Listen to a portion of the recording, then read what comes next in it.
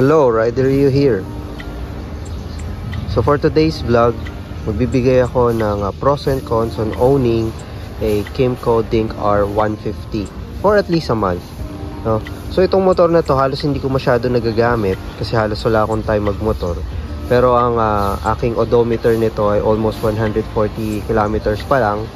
Hindi pa ako nag first PMS, pero meron na akong mga pros and cons para sa kanya. So magbibigay ako ng 5 pros and 5 cons. So ito po ay opinion ko lamang. Yung inyong experience ay different sa aking experience, since this is an opinion. So ito yung para sa akin na 5 pros ng Kymco Dink R. Number 1 for me is yung forma. Tingnan mo naman na itsura ng motor na to. Head turner to. Actually na-experience ko one time nung ako ay bumiyahe. May binili ako sa may bumili ako ng manok.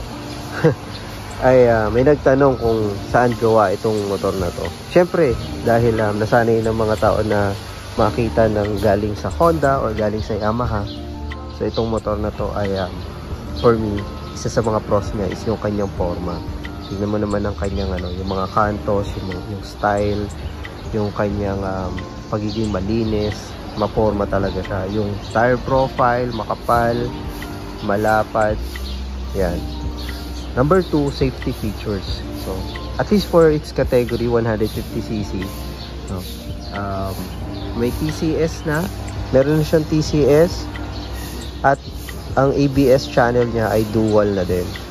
So, for me, added safety na yon, and also medyo magandang stock tire agad na nilagay. Alam mo na kagad na makapit. Number 3 sa akin is yung stock side mirror. Bakit ko nasabi stock side mirror? Kasi tingnan mo naman ang itsura ng stock side mirror ng Kymco Dink R. Parang ganyan din yung nilalagay nila sa kanilang mga higher cc na bikes. So its price point, no, yung kanyang karibal, at least to its segment, hindi ganyan kaganda yung stock side mirror. Magpapalit ka pa. Pero hindi ko napapalitan kasi solid na yan. Number 4 for me is handling. Dahil nga sa magandang profile ng gulong, tapos sa wheelbase niya, masasabi ko na yung handling ng motor na to ay napakaganda.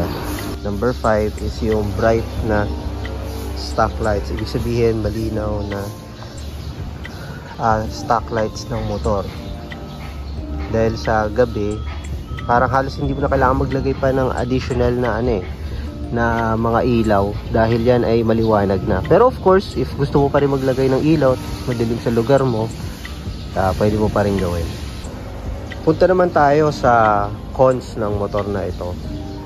Number 1 for me is yung kanyang fuel efficiency. Unfortunately, dahil wala itong idling stop system, makikita nyo naman, ang kanyang fuel economy ay hindi on par sa kanyang mga at least direct rival na 150cc.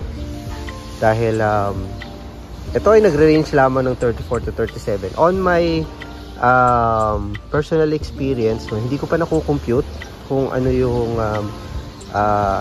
fuel efficiency ko. Pero bakit conscious sa akin? Dahil yung kanyang mga rival na from Honda and Yamaha, umabot sila 40 plus, no? Pero for the lack of fuel efficiency, mas malaki naman yung fuel tank capacity ng motor na ito. Makikita nyo, ito ay 10.7. At kung hindi naman sa'yo problema ang gas, no? At hindi, for me, hindi ganun ka problema dahil hindi ko naman ito pinang-araw-araw. So, okay lang siya sa akin. Number 2, medyo matagtag ng konti. I think it's more on the suspension and siguro sa tire pressure. Simula nung nakuha ko to sa casa, hindi ko pa napapalitan Pero nung dinaan ko to sa EDSA, medyo, well, I think siguro dahil sa EDSA ako dumaan or sa C5, no? Medyo matagtag siya ng konti. But nothing is nothing is too much. Siguro expected na yun sa ganitong motor. Maganda naman yung kanyang upuan, kaya okay lang naman siya. Number 3 is yung weight niya. Ang curve weight nito ay 143 kilos na agad. That is without the fuel pa. Medyo mahirap siya i-maneuver kapag hindi siya umaandar. So sa mga tight na parking area, medyo mahihirapan ka. So siguro isang factor na rin yun kung bakit yung fuel efficiency niya ay hindi ganun kataas kagaya sa ibang competition kasi nga medyo mabigat siya ng konti. Number 4 is ito, yung OBR footrest. Ngayon, maganda yung design niya, no? One push and then lalabas and then ibabalik mo lang, madali siyang isara. Ang problem is pag naka-open siya and then pag may angkas ka, kapag ikay nagmamanipulate ng motor, medyo tumatama yung likod ng binti mo dito. So, sanayan lang. Kung ikaw naman ay eventually masasanay ka rin. Pero first time ko lang sa entire life ng pagmomotor ko na medyo tumatama nga yung ganito. Ito. Tumatama yan sa OBR footrest.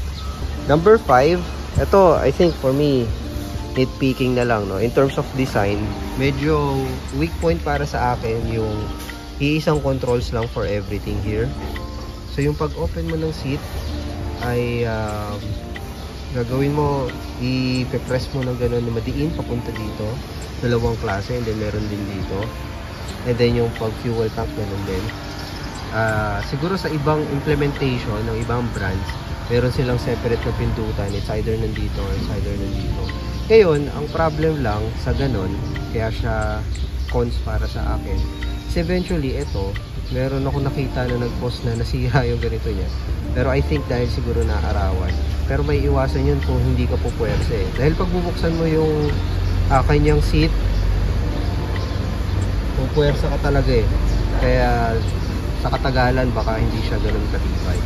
Pero ingat na lang din. Kaya ako to nilalagay as cons para din meron kayong matutunan. So yun lamang yung aking mga pros and cons on owning this Kymco Dink R150 for 1 month. So I hope you enjoy my video. So please don't forget to like and subscribe. And this is Rider Rio. Bye-bye. So sa experience mo, ano ang naging pros and cons mo on owning your Kymco Dink R? Please put down in the comment section below. Pag-usapan natin.